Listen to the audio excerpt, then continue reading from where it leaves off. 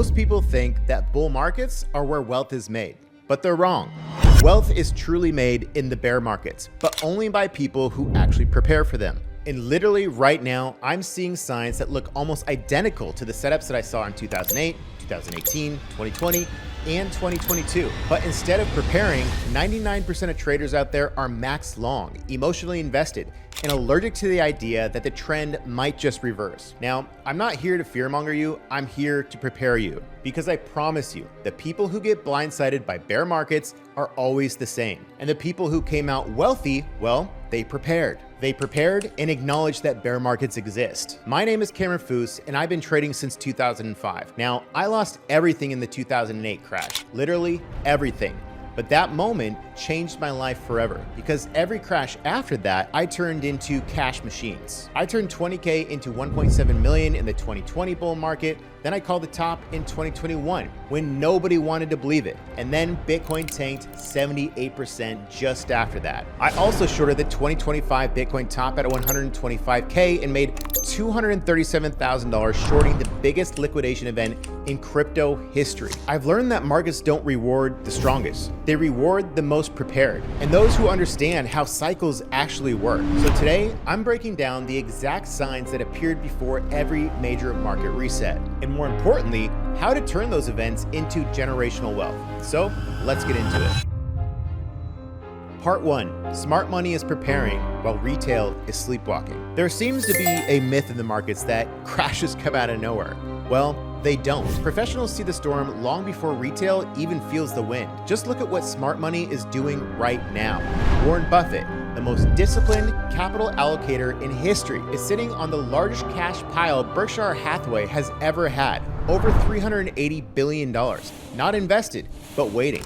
Why? Jeff Bezos has been dumping Amazon shares left and right. Insiders across the S&P are selling at levels we haven't seen since before the dot-com crash. And Peter Thiel, one of the architects of Silicon Valley, just dumped his entire Nvidia stake near the peak of the AI mania. These guys aren't guessing. They're harvesting. Retail seems to think that new highs means safety, while professionals know that new highs means exit liquidity. When insiders are running for the exits, it's not necessarily time to panic, but it's time to pay attention. Part 2, the consumer is cracking. Now let's talk about the real economy, the part people conveniently ignore during euphoria. Americans are drowning in debt. Credit card balances just hit all-time highs. Car payment delinquencies are at the all-time highest level since the 1990s. And corporate earnings are starting to feel the pressure. When the consumer breaks, business revenue breaks. When business revenue breaks, stock valuations break. It doesn't happen all at once. It starts with these hairline fractures. And then the cracks start to spread.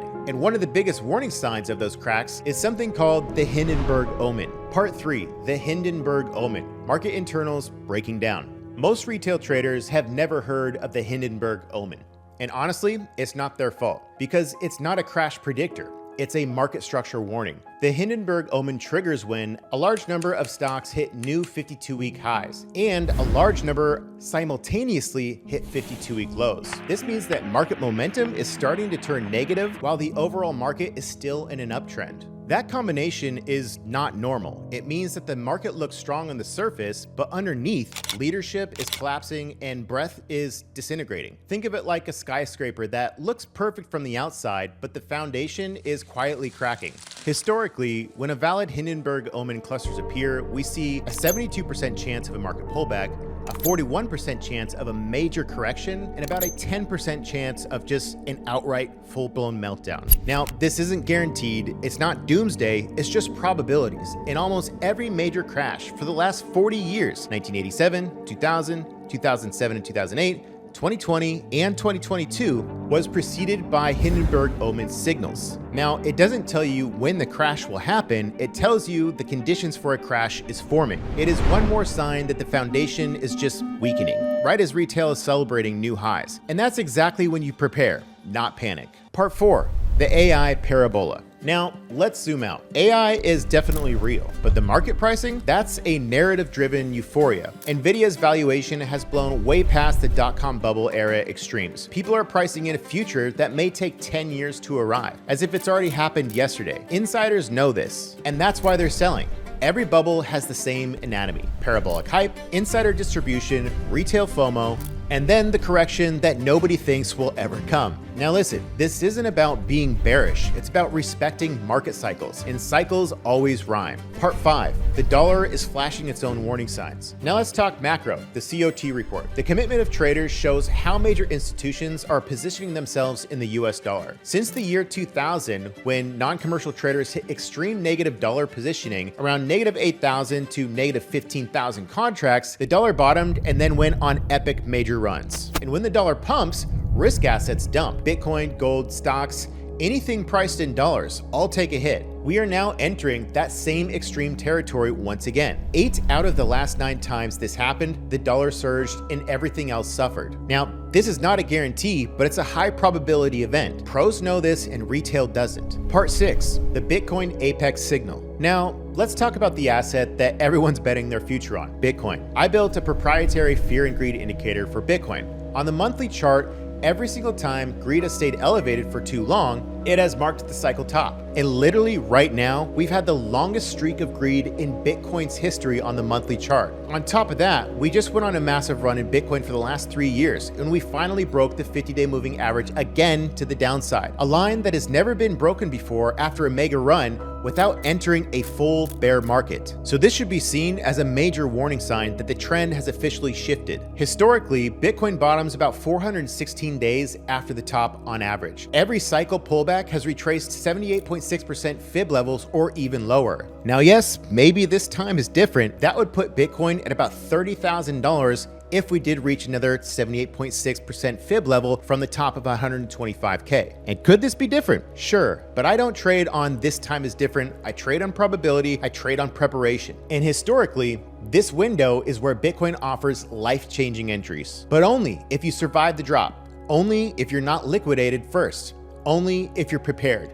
This is what I call the apex signal. Part 7, trading is a zero-sum game. Let me give you the truth that nobody wants to say. Trading is a zero-sum transfer of wealth. For you to make money in a crash, someone else has to lose money. The Wagyu narrative? Yeah, it's cute, but it's not real. Professionals win by understanding where retail traders are gonna be in maximum pain and position themselves for that exact moment. I don't predict the markets, I prepare for scenarios. I set traps and I wait. And when the liquidation cascade hits, that's where the biggest money is made. That's how I made 6 figures going long at the end of the 2025 run and another $250,000 shorting the crash the very next week. I didn't guess, I set traps and I prepared. Part 8. The preparation playbook. So here's what you need to do right now. Stop buying all-time highs and stop FOMO buying every little bounce. You're not early, you're exit liquidity. 2, you need to build cash, not necessarily to be bearish, but to be prepared. 3, you need to study my 10-pattern market cycle framework. They repeat the same trap patterns every single time. 4, never buy pumps in a bear market. Only add when new market lows are made. That's when the best entries appear.